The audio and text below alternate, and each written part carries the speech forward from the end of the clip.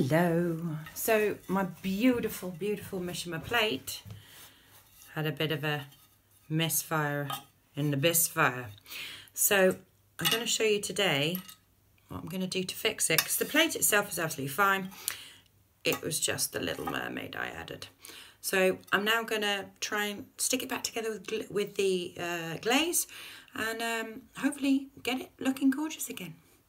Okay. Right, so the first thing I'm going to do is I'm going to take off all the loose bits. I have done a little jigsaw puzzle of it and checked that I can put all the bits back together. So I'm going to take off all the loose bits. I'm going to blow it so that I've got it nice and clear. And you can see very clearly where the mermaid should be and isn't. So, right, give it another quick stir up.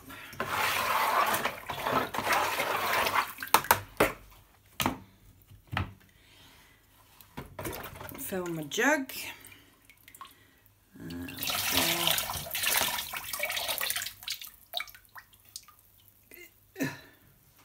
This plate is really heavy. I made it far too thick. But hey, it'll be lovely. But it is rather heavy. Jug.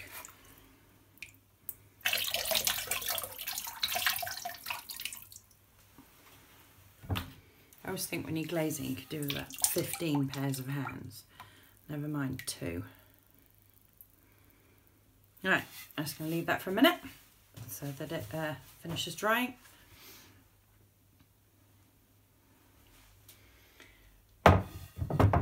Okay, so the big bits I am going to dip. And while she's dipped, I'm going to put her back on, and I can see where she should be very clearly. So that's one piece back on. From here is where it gets tricky. Okay, so I can place the mermaid and I can see where she should go. You can see the outline of where she should go. So that one's easy. This piece here, again, I know where it's got to go. I'm painting it on because once you start getting into really tiny pieces, I don't want to drop them in the bucket because quite frankly, I'm very clumsy. Very clumsy. So get the glaze on there. And again, you can see it fits nicely. This is where it gets a bit more tricky. So these pieces are small. And I've also got a section of like underneath which is missing, so I'm pretty sure this is going to be something that's going to have to stay with me. I'm not going to be able, I mean it's something that would stay with me anyway, but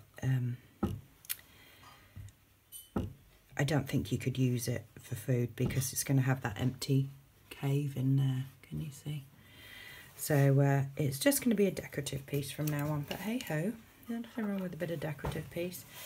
So this is where it's going to get a bit tricky getting these last little bits in. I mean, I'm very lucky that they fit together as well as they do.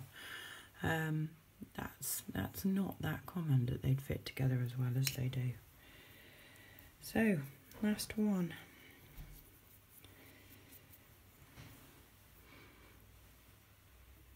And she's not perfect, but she's better than she was.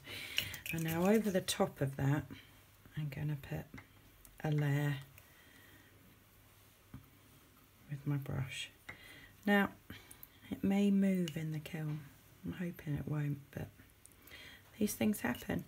And rather than abandoning the whole plate, which, you know, I've worked on quite a while and I'm really proud of, this is a good way to see if you can salvage it. And then if you can't, hey ho, smash it up and do a mosaic. Okay, so now I'm going to put it in the kiln. Okay, so she's in there. Wish her luck. This isn't a white glaze, by the way. It is a transparent glaze, so you'll be able to see through it. And I'll show you when I open up again tomorrow evening. Right, so here is the finished article. As you can see, I managed to piece it back together quite well, I think.